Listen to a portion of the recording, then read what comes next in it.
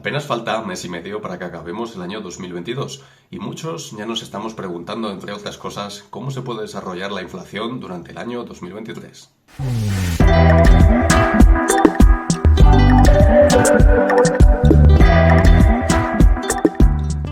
En este vídeo hablaremos principalmente de la inflación en los Estados Unidos, ya que el canal está dedicado sobre todo a las acciones de Wall Street. Y lo que veremos entonces será los dos tipos de inflación, los dos tipos de medida que tenemos para medir esta inflación y que los distinguimos entre la inflación al consumidor, que podría ser pues la más famosa, la que todo el mundo llega a conocer en las noticias y se publica en todos los lados cuando sale este dato, y por otro lado la inflación al productor, que es un poco más reservada a las empresas y que no tiene tanto calado dentro de la sociedad. En este caso, lo que podemos observar es que lo que normalmente nos indica el productor es que esta inflación va por delante de la del consumidor, ya que normalmente la cadena de suministro tarda en afectar, como ya hemos visto en muchas otras ocasiones, en otros sectores. Lo primero de todo, si buscamos estos datos sobre la inflación, sobre cómo ha ido en Estados Unidos la inflación durante el último mes, el último,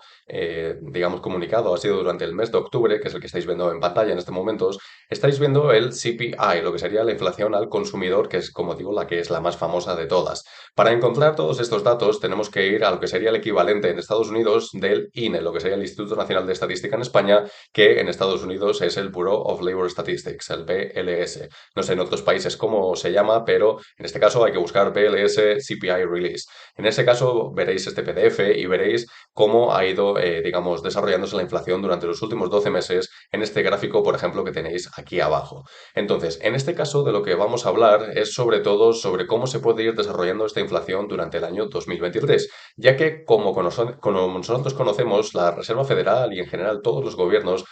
están intentando luchar a toda costa de rebajar este dato de inflación, ya que está afectando de lleno al consumidor y a todas las personas y familias en particular. A primera vista, en este gráfico que tenemos aquí abajo y que va de izquierda a derecha desde octubre de 2021 hasta octubre de 2022, que ha sido el último reporte, lo que podemos ir viendo es que por lo general, mes tras mes, la inflación ha ido reduciéndose y que el impacto prácticamente desde el mes de julio ha sido muy inferior a lo que fue hace prácticamente un año,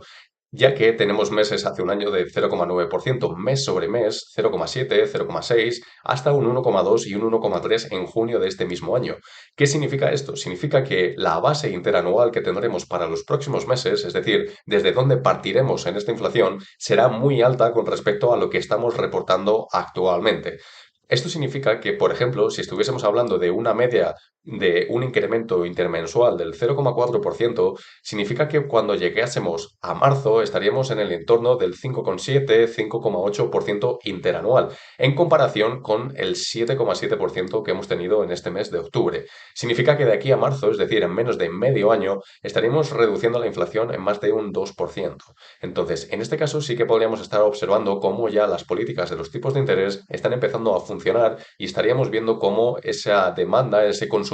se está relajando bastante más porque también los niveles de deuda están aumentando bastante. Y de hecho, una de las inflaciones, la subyacente, que es la que más estaba preocupando a última hora a la Reserva Federal, también ha comenzado a reducirse durante este mes de octubre. Y esto es algo bastante positivo, ya que, como veis, la que no es la subyacente, la que incluye tanto la energía como la comida, es decir, la general, llevaba cayendo ya desde prácticamente junio del 2022. Y mientras, esto ya lo hemos visto, cómo se ha ido transformando poco a poco en esta subyacente que ha tardado más en caer, pero que también se mantuvo un poco más plana durante todo el año 2022. De hecho, aquí en la tabla de abajo podéis ir viendo en esta columna que os estoy marcando el que ha ido aumentando más y que se ha reducido durante el mes de octubre en este gráfico, como podéis ver, de comida, energía, servicios, etcétera, ¿de acuerdo? Entonces, en este sentido, sí que podemos estar viendo que la tendencia es bajista. Y si nos fijásemos en la del productor, pues estaríamos viendo exactamente lo mismo. Ahora bien, al principio del vídeo he dicho un dato de que cuando hablamos de la inflación al productor suele estar por delante de la inflación al consumidor. Y es que sí, prácticamente esta inflación lo que suele indicarnos es el futuro de cómo la inflación en general, de cómo le llega al consumidor, se va a comportar. Y fijaros cómo en esta tabla que estáis viendo, que es de la inflación al productor en año sobre año, en dato interanual, estáis viendo cómo se alcanzó el pico en este mes de marzo de 2022, cuando se alcanzó casi un 12%, llegamos al 11,7%. 0,7% y después, mes tras mes, ha ido reduciéndose poco a poco esta inflación al productor. ¿Veis? Este 11,2, 11,1, se mantuvo un poco ahí en 11,2, luego 9,7, 8,7, 8,4 y esta misma semana se ha reportado un 8% interanual. Quiere decir que la tendencia prácticamente desde marzo ha sido completamente bajista y esto lo que indica es que es algo bastante positivo para el CPI, para la inflación al consumidor, ya que, como digo, esto es lo que nos indica qué va a ocurrir en el futuro. Y si esta inflación al productor está cayendo, significa que no va a haber esa necesidad de traspasar tanto los precios alcistas al consumidor como lo hemos visto durante, por ejemplo, finales del 2021 y todo este año 2022, ya que las empresas no se estarán comiendo tanto los márgenes de esta manera y sabrán mantener los precios en los estados actuales. De esta forma, lo que estaríamos haciendo es que tanto la energía como la comida, como todos los ítems en general, estén bajando poco a poco y mes sobre mes este dato interanual caiga en picado durante todo el año 2023. Ahora bien, hay muchos datos y muchos eventos que probablemente no podamos predecir y que nunca se pueden controlar, ya sea la Reserva Federal, ya sea un gobierno, como hemos visto el año pasado durante el inicio de este año 2022 con ese conflicto bélico que ha ido estallando en Ucrania. Era algo que hace prácticamente un año nadie se podía esperar, pero que luego ha afectado de manera bastante negativa a la inflación de muchos países a lo largo de todo el mundo. En este sentido, lo que sí que podríamos esperar es que durante 2023 la situación económica no vaya a ser la mejor de todas. Y es que, como veíamos también durante esta semana, se publicó el dato de las deudas totales de todas las familias en Estados Unidos.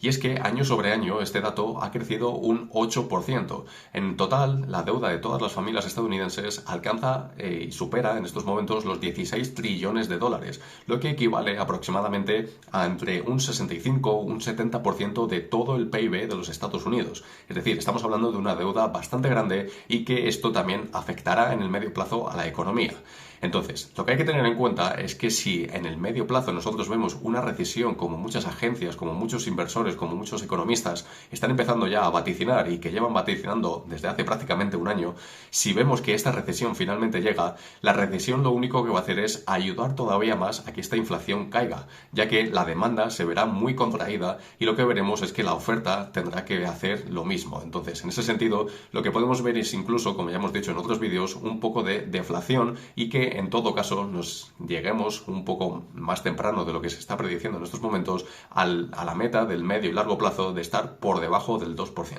En este sentido, y contando con que no estamos añadiendo ningún tipo de evento que no sepamos en estos momentos, sí que me esperaría que para finales del año 2023 pudiésemos tener una inflación a los Estados Unidos de aproximadamente el 3 o el 4% interanual. Más cerca probablemente del 4% que del 3%, pero sí que me esperaría que pudiésemos estar pues en ese entorno de un 3,7%, un 3,8% o un 4,1%, 4,2%. Me parece que sería una inflación bastante razonable teniendo en cuenta, como digo, las altas tasas intermensuales que estamos viviendo durante los últimos meses. Esto se verá trasladado a los próximos y lo que veremos de aquí en adelante es que la caída en picado de este dato de inflación se irá acentuando cada vez más, ya que a la vez estamos viendo cómo estos tipos de interés poco a poco irán surgiendo ese efecto. De todos modos, de aquí a unas semanas haré algún vídeo explicando sobre cómo veo yo el año 2023, tanto en Wall Street como para la economía en general, tal y como hice hace apenas un año, en el año 2022, sobre cómo veía este año.